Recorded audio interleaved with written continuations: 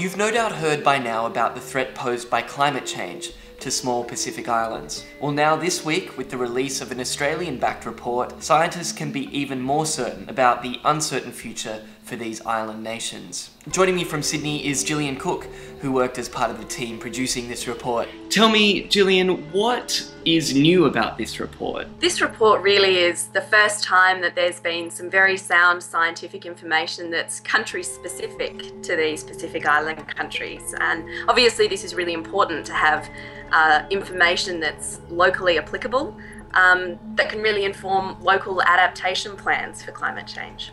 It actually covers 15 countries, 14 Pacific Island countries and East Timor. This is the first time that there's been projections, scientific projections for these countries. Yeah, it's really been a great process, I guess, to work with these Pacific Island countries. We've worked very closely with the National Met Services, as well as other agencies dealing with climate change, to work with them to really understand what are the main features of the climate in the Pacific. And what have you found? Is it good news? Well, you know, it's going to be quite a challenge for these countries. They are quite vulnerable to climate change, and a lot of the things that we've found out from the research point to it being perhaps more difficult for these countries to live that subsistence lifestyle. And air and sea surface temperatures are going to continue to rise over the century. There's going to be large increases in hot days and also warm nights. Rainfall in general is going to increase across the region, and heavy rainfall events are going to become more frequent. There's also going to be an increase in ocean acidification, so that basically means that the ocean will become slightly more acidic.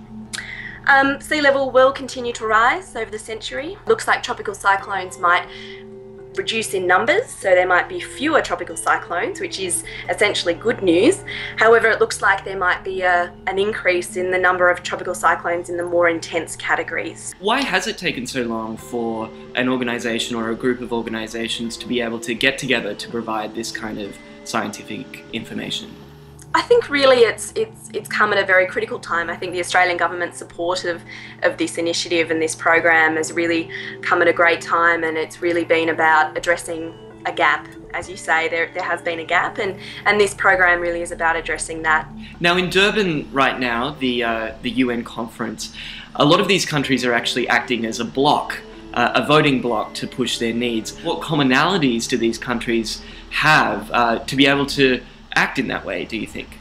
Well, I guess, you know, the Pacific Climate Change Science Program was really about providing sound scientific information to these countries. And I guess if there's anything that can, you know, combine all the small island states is the need for sound scientific information to inform not only their negotiations at that sort of level, but also to inform their local adaptation plans. So I think what this program has managed to do is really empower people in the Pacific Island countries with information that can really be the foundation for a lot of what they're saying and a lot of what they need to do in the future as well.